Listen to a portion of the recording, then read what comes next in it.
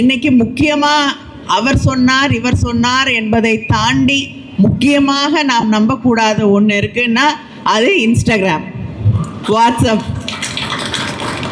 இந்த வாட்ஸ்அப் யூனிவர்சிட்டிஸை பயன்படுத்தி என்ன மாறுதல்கள் எல்லாம், எந்த சிந்தனை போக்குகளை மாற்றி அமைக்கக்கூடிய வழிவகைகள் எல்லாம் இந்த நாட்டில் நடந்துட்டுருக்குன்னு நமக்கு தெரியும்.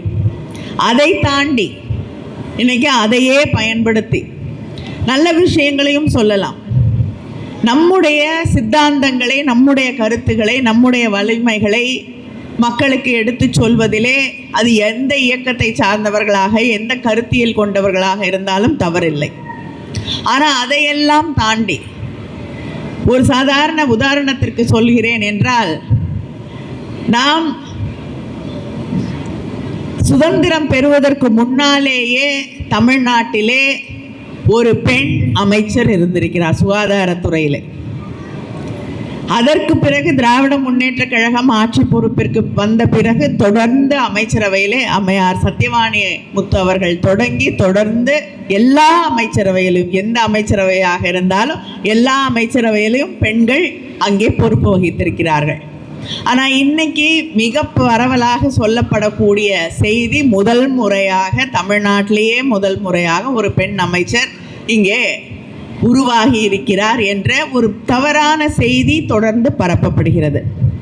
இது அரசியலுக்காக நான் சொல்லக்கூடிய கருத்து இல்லை.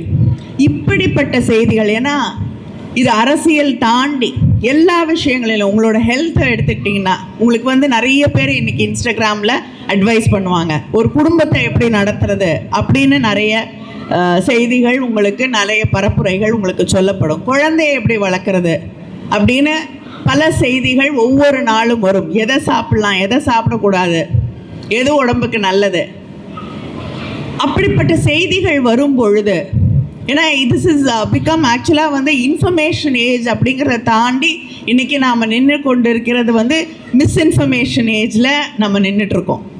அதனால் யார் அந்த கருத்துக்களை நமக்கு சொல்கிறார்கள், அவங்களோட குவாலிஃபிகேஷன்ஸ் என்ன அப்படின்னு நம்ம கொஞ்சம் சிந்திக்க வேண்டிய ஒரு சூழலிலே நின்று கொண்டிருக்கிறோம்.